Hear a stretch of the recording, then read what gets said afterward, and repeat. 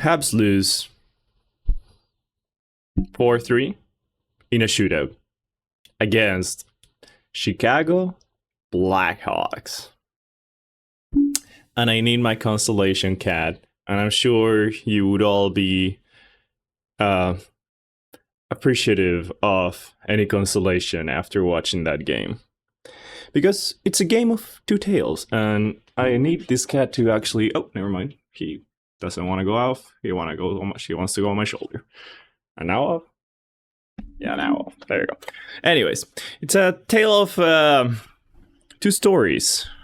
On one hand, you have your rookie superstar prospect that just came early to the season, to the scene, and it lights up a fire. Martin St. Louis mentioned how we needed a spark for the first period because we haven't been good on the first period. So he was hoping that Demidov would, bring up a spark for the players. And he doesn't just bring a spark, he brings up a freaking bonfire. He just... beautiful assist and then beautiful goal with a nice fake and shoulder fake, and then puts it in as advertised. What a talent, right? And like the Bell Center is losing it, the roof comes out of the building, and we're singing Ole, and we're all having the time of our lives. I'm screaming and I'm happy. I'm screaming on my TV in happiness, and I can't believe it. And what a talent that has landed on us. 5th overall. The Blackhawks skipped him, and now he scores his first goal in the NHL against them. Like, what a beautiful thing to happen. And it's a game where we're gonna clinch the playoffs because we're playing against the second worst team in the NHL, and we're now up 2 goals.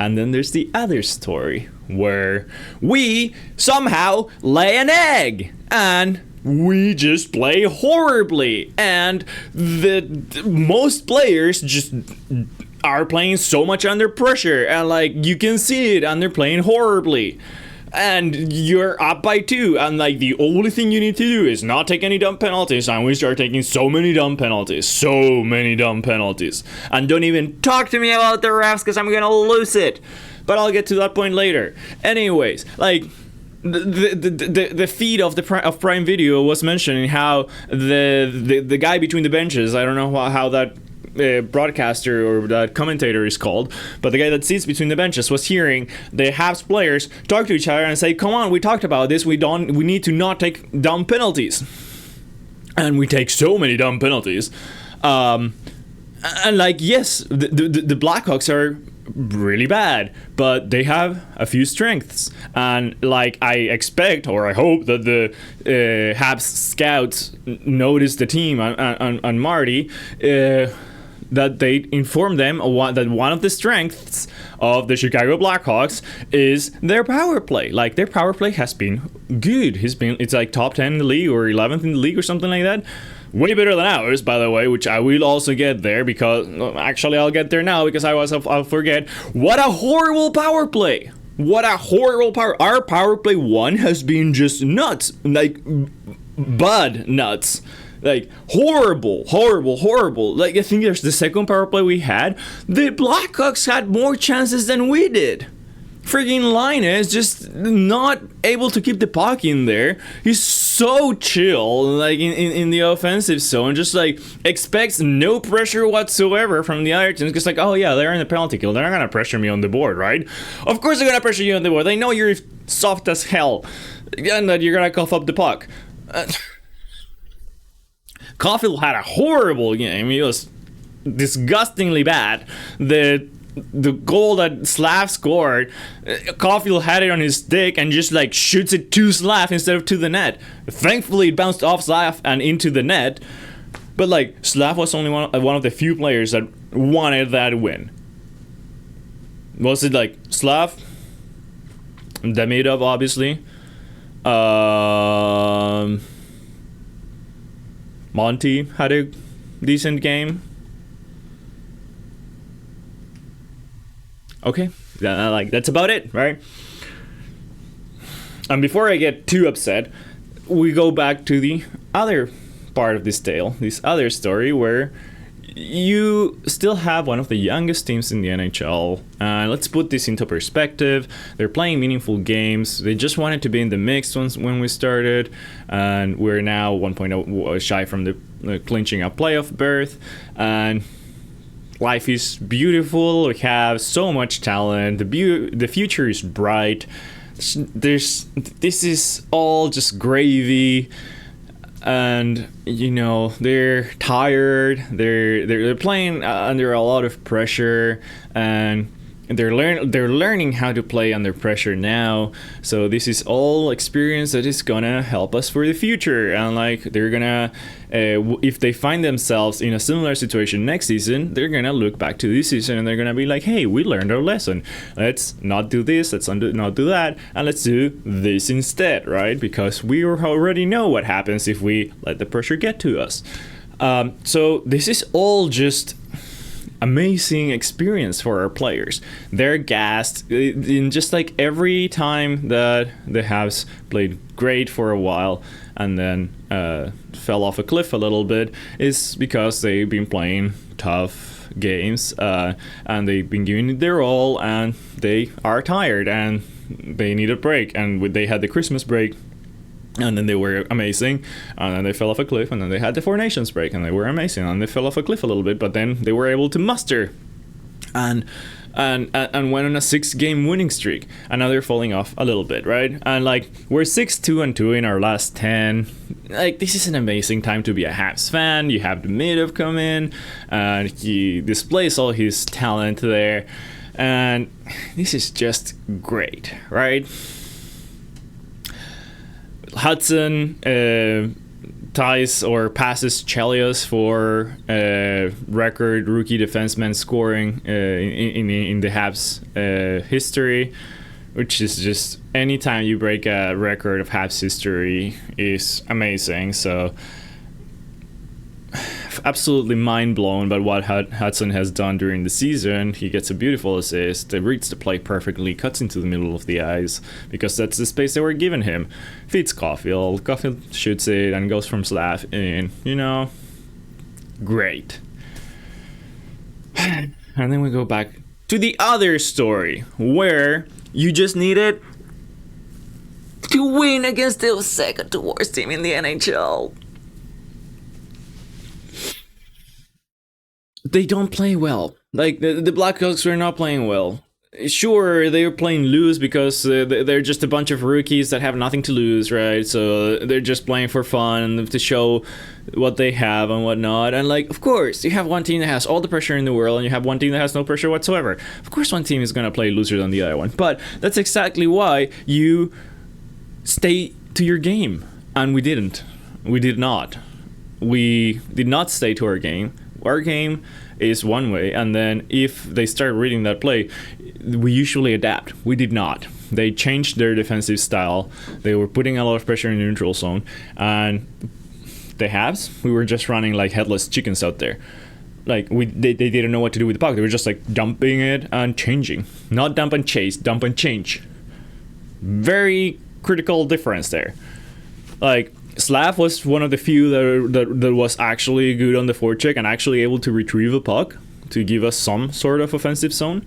And Demidov was also, like, he just has so much talent. He's able to, he puts the puck on a string and just buys time and space for himself. It's like Hudson, but like on steroids, I think, on the offensive. But also gives up a goal by making a beautiful play with Hudson, shooting, which I think he's gonna learn not to shoot those most of the time, unless he like can guarantee that A, he can get back, or B, that he can get it through the defenseman. He shoots it, it's blocked, and he doesn't back check hard. You can give a million reasons. The dude was gassed, he's still jet lagged, he's still getting used to playing in the NHL. Like, he has a million excuses for that. But did you see the effort on the back check? Like, Gooley, that was coming from behind the goal line, by the way, passed him because he knows what was happening. He knows what's at stake. and wanted that one. And Demidov was just there like, yeah, Hudson has this, right? And then, oh, Hudson does not have this because the Chicago player just threw a beautiful pass over Hudson. And now we get scored in. And like, he's gonna learn. And like I mentioned, he came as advertised. Like, he's a massive talent up front, right? Like, he just bursts talent. And made that line of Armia and Newhook, which just those two, you look at that and you're like, ooh, that's an offensive black hole. That was the only line that scored 5-on-5. What? Yes, you heard me. That was the only line that scored 5-on-5. Twice. After the hockey stats card after the game, those three were at the top. Offensive black hole, by the way, but with Demidov, they were the best offensive line out there because he's just that kind of player. So he already brings so much offensively, and he's gonna learn defensively. Like, he's 19, he's just coming into the team. He is still tired, so I give him the benefit of the doubt, and I know like Hudson that he's gonna learn from his mistakes, but it is a costly mistake. At this, with so much at stake. Anyways, he's still a net positive, so you're still happy. We're still gonna watch the replays of his assist and goal over and over because what a beautiful player we have. But the rest of the team doesn't show up. Like, Slav showed up, Monty showed up. Gallagher, maybe, like, he's always there with a lot of heart, but yeah, and he had a beautiful play to set the tone at the beginning of the game. Gouli had a pretty bad game. I know his hit was probably what woke the Blackhawks up, and it was unnecessary. You can call it dirty. I don't think it was too dirty. Like, the Blackhawks player kind of loses the puck, like he was going to touch it, and if he touched that one, that was gonna be a beautiful hit, but he kind of like doesn't, and like he's lagging behind, and yeah, like he was trying to time it perfectly. The goalie was trying to time the hit perfectly. The other player did not touch the puck. Oh well, but it is a massive hit that absolutely wakes up the Blackhawks, right? So I don't know. That's just kind of the game that's just the kind of game that Gouli plays. No, you're not gonna change that, right? And like, we love him for who he is, for everything that he does bring to the team, and part of that is those big hits. Like, I was just mentioning on a couple videos ago how good he is at hitting. I think it was actually against Toronto, so like my last video, I was just saying how good he is at timing his hits. Timing in the sense of knowing when the hit is the right play to make versus when to go for the puck, etc. This time he tries to time the hit perfectly, just doesn't work. We end up in the penalty kill, but our penalty kill has been good, right? Our penalty kill is decent. It's one of the best in the NHL, or was at some point one of the best in the NHL, and we lay an egg.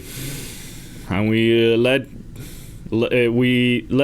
these young players just dominate us on the power play. 2 of their 3 goals were on the power play.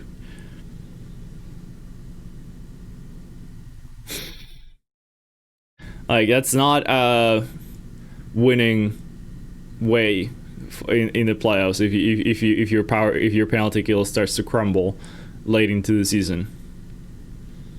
Don't even. Our power play also. Like, our special teams yesterday, they were just horrible.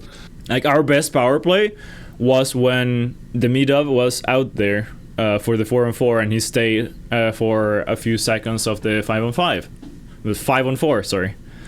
And like, that was the best looks we had on the power play, because the guy just oozes talent.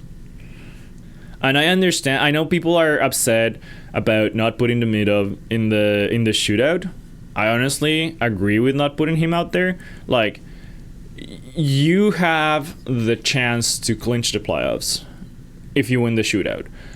And you have this team of 12 plus people. Well, actually, it's 12 forwards plus 6. Yeah, so 18, 19 people that have been through it all for 80 games already. And they've been through the ups and downs, and they've learned together, and they've grown as a team. And you now have the chance to clinch. Why would you put all that on the guy that just came onto the team? I know he's probably one of the best shooters in the shootout because he uses talent. But I agree with Marty. You kind of give that to the players that have fought through it all. Like, hey, it's on your hands. Do you want this or not, right? And Caulfield misses, Laine misses, Suzuki barely misses.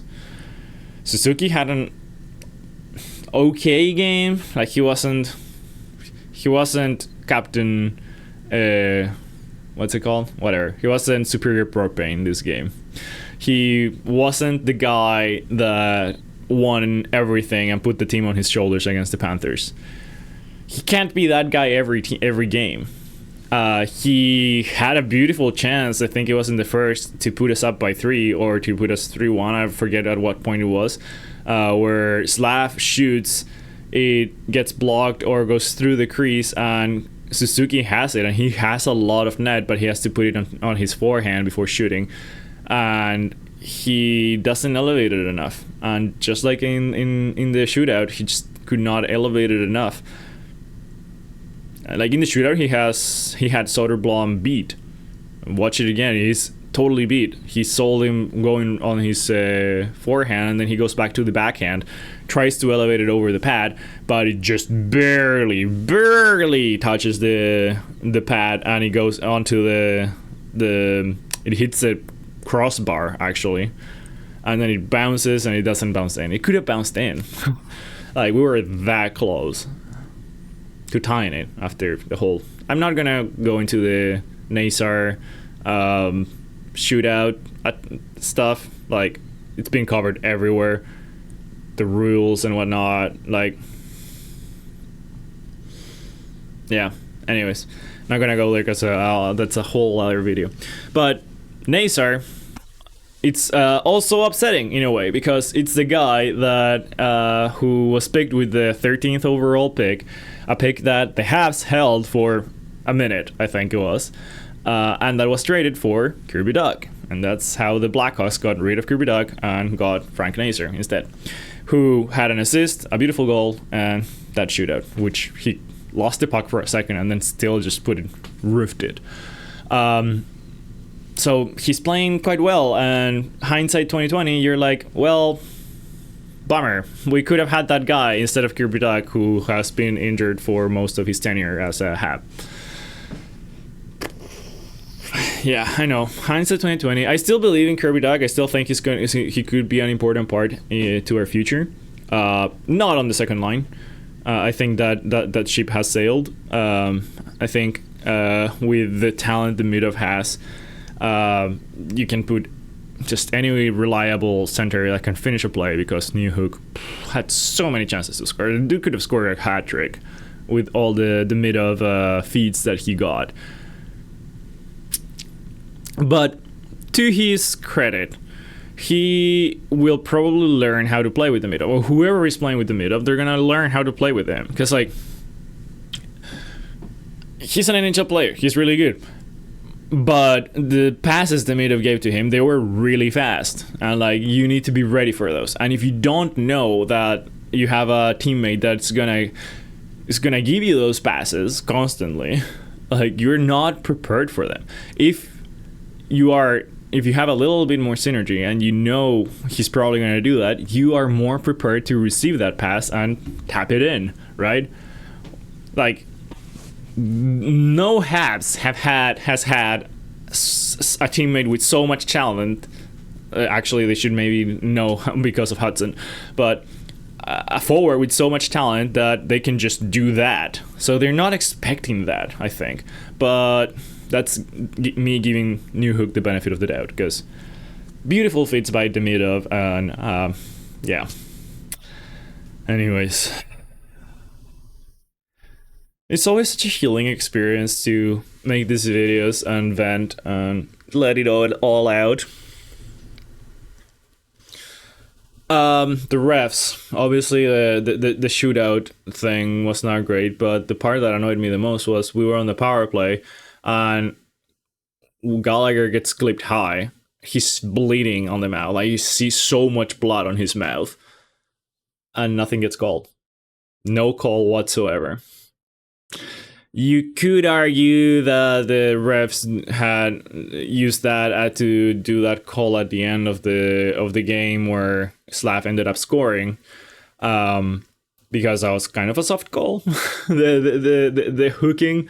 So you could maybe argue like, okay, because they didn't call the Gallagher penalty, we got that penalty at the end, and so it was like the makeup call, right?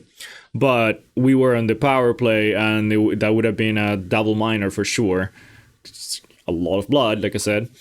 And yeah, who knows what would have happened. So I hate when they missed blatant calls like that. It's like, oh no, but they're already on the power play. We cannot possibly give them a 5-on-3. Come on. Dude is down there bleeding. Like, there's no way, even if you didn't catch the hit per se, there's no way that he's just faking that and he's just bleeding like crazy because he just happened to, I don't know, hit his own mouth with his own stick. Ridiculous. But in the end, it was up to the Habs. It was up to the Habs to show up, to beat the second to worst team in the NHL, and to clinch the playoffs for them. We had, the Bell Center had so much energy. They were singing Oles, like, with 5 minutes left in the first or something like that. Yeah, like, it was all there. We had it. And now we need to either hope the Blue Jackets lose or don't win in regulation, or that we get at least 1 point against the Hurricanes, and who knows what's going to happen there. Like, you could say, hey, the Canes have already secured a playoff spot, and then they're probably going to play a lot of AHL people, so it's going to be an easy game to get at least 1 point. You can say the same against the Blackhawks, and it wasn't an easy game to get 1 point. We almost didn't. Like, the Blackhawks, you look at them and like, that's a mostly AHL team, with Bedard and Nasar in it. Like that's it, right? I'm sure I'm missing a few others that are okay. Teravainen, I think, is good. Is Teravainen there? Whatever. Yeah, like you could say that, right? But now we're gonna be playing against AHL people on Wednesday that don't have anything to lose, and I just want to show. Oh wait, I have heard that story before. Oh yeah, that's exactly the game we played yesterday, and we lost. I'm nervous. Yes, I know that the odds are still in our favor and whatnot, but like, we have not been playing well the last 5 games. Yes, you heard me, 5 games. Like, it's, if we were playing well, if we were an amazing team that's just not getting the bounces, or like we're getting goalied or blah blah blah, then it would be a different feeling. But we're not playing well. Like, the team is gassed, and they have been pushing so hard to get to the playoffs that it would be so sad if we miss it. And it sucks to admit, but yes, the Blue Jackets would make a beautiful story if they make the playoffs, you know, after the tragic incident that happened at the start of their season with Johnny Gaudreau and all the ups and downs they've had through the season. If they were able to muster and get into the playoffs after having the Habs almost clinch it multiple times, like, put yourself in their shoes, like, yes, it's a beautiful story. As Habs fans, that would suck. It would suck to be on the wrong side of a beautiful story, because it was up to us. And well, I don't want to get there yet, but we'll see what happens. I'm pretty sure it's Wednesday and not Thursday that we play the Canes, but I've heard people say everything. I haven't checked yet, but we keep playing the most important games of our season. We keep being there.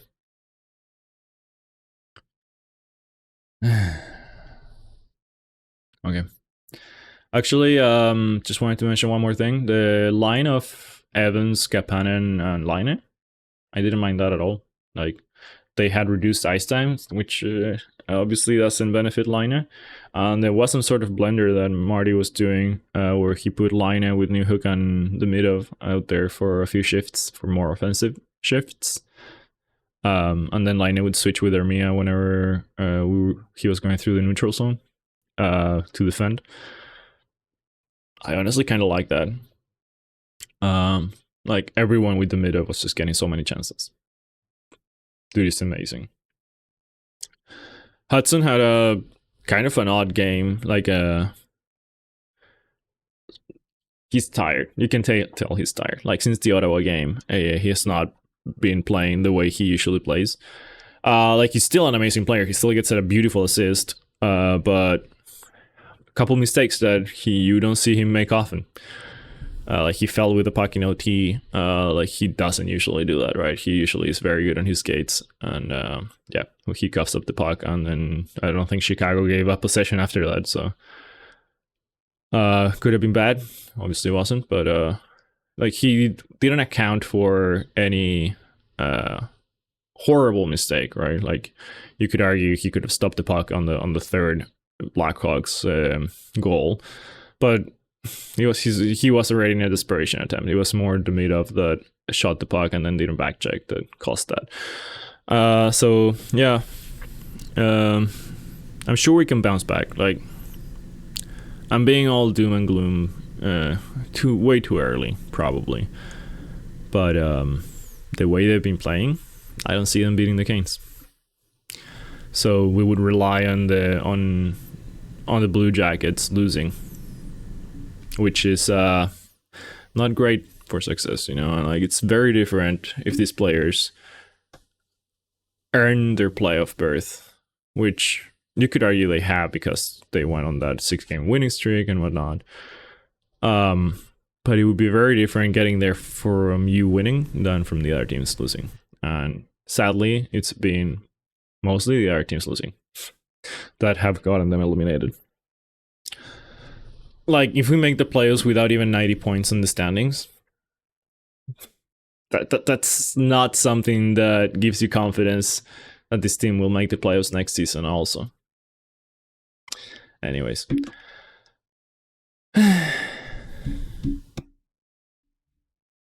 We play against the Canes. We need to win. We need to get at least a point. If we get at least 1 point, we're in. It's our last game of the season. It might be my last video. Hopefully not. For now, let's enjoy Demidov. He came as advertised, a massive talent up front, but still a rookie, still 19 years old, still needs to learn defensively, still needs to learn the ways of the team. And he's going to have his ups and downs. And we saw the ups, we saw the downs. And that's probably how it's going to be. Like, we can't expect him to be the best defensive talent out there when he doesn't even know the defensive system that the Habs play with. Like, he's been practicing with them a day or something like that, or 2 days. So yeah, like, don't expect him to be reliable defensively. He was not bad defensively, except for that one back check that he didn't put a lot of effort in. And up front, he's just so much down, so good. So let's enjoy the good. Let's not get too upset about the bad. And you can say that for the team as well.